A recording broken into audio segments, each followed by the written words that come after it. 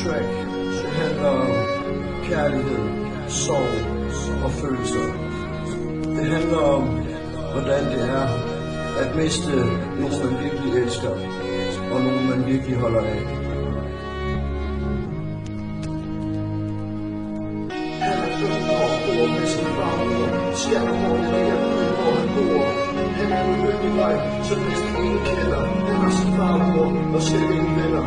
Han kan ikke holde sig til ærlighed. Dejlig lille dreng, som bare vil have kærlighed. En dag går han på skole i klassens nye by. Han siger mig gå ind, og så kommer der syge skrig. Det var en følelse han ikke havde følt, før han følte sig større og større, og vidste nu hvad han skulle gøre, for han havde fundet den pige som han gerne ville have.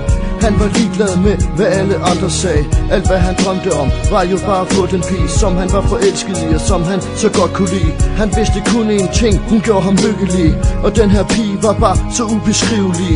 De snakkede meget sammen og lærte hinanden at kende, for det føltes lidt som om de var mere end venner. Så han tog mod til sig og spurgte om hun ville med ham hjem.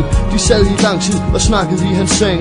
Så pludselig spørger hun ham, hvem han godt kan lide. Han blev helt chokeret og vidste ikke hvad han skulle sige. Jeg ved ikke lige hvordan jeg skal forklare det, men har mange følelser for dig, og det er ikke som ven. Så sagde hun, at hun også følte det samme for ham, og han var glad for at de begge to følte det samme.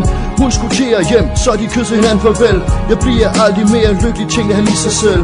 Så noget tid efter kom de sammen. I starten vidste hun ikke rigtigt om hun var klar, men de var sammen og havde det godt i lang tid. De 3 gyldne ord af tro, håb og kærlighed.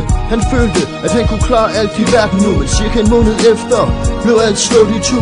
Hun slog op med ham på grund af en anden dreng. Han satte en CD på og hørte en sørgelig sang. Han tænkte på om hun havde fået alt hvad hun ville have, for meningen med livet var væk, og hvad der så tilbage.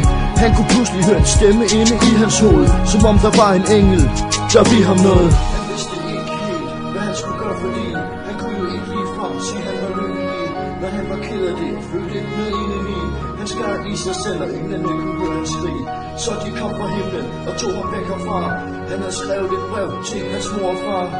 Kære mor og far, kærligheden dør aldrig, men det gjorde den for mig.